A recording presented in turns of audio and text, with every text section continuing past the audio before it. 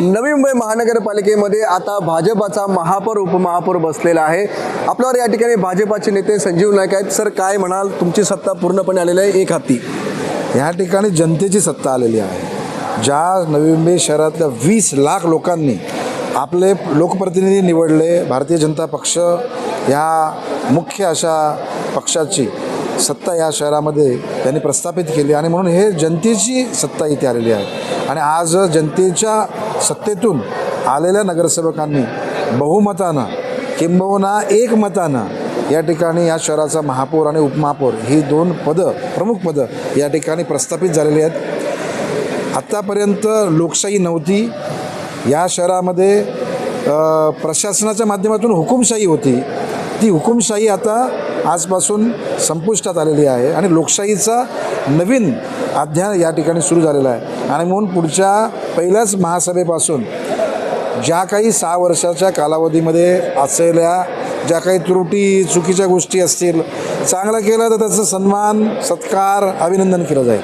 पण ज्या गोष्टी चुकीच्या झालेल्या आहेत ना, त्या गोष्टीची श्वेतपत्रिका जशी निघते ना, तसं या प्रशासनाच्या माध्यमातून झालेल्या गलतान कारभाराची पूर्ण इत्थंभूत या ठिकाणी चौकशी होणार आहे।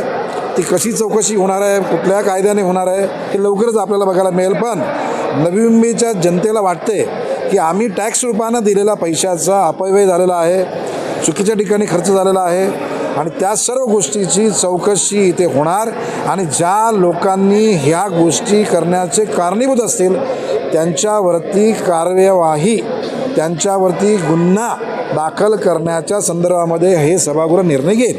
भाजप आता आक्रमक पवित्र्यामध्ये राहणार आहे, तर ही जी श्वेतपत्रिका तुम्ही गेल्या किती वर्षाची काढायला लावणार आहात? आमचं तर म्हणणं 1995 सालापासूनची काढा।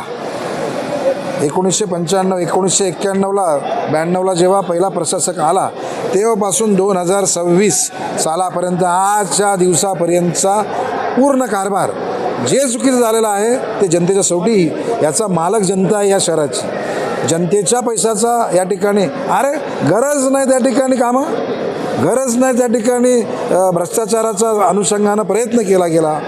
आमचं म्हणणं आहे चुकीचीच कामं केलेली आहेत। जे चांगलं काम केलं आहे त्याचं अभिनंदन करणार आम्ही। करोडो रुपयाचे घोटाळा करण्यात आलेला आहे चुकीची कामं करून। 100% या ठिकाणी मागच्या 6 वर्षामध्ये चुकीच्या पद्धतीचे टेंडर काढले गेले, चुकीच्या पद्धतीचे त्या ठिकाणी कामं केली गेली।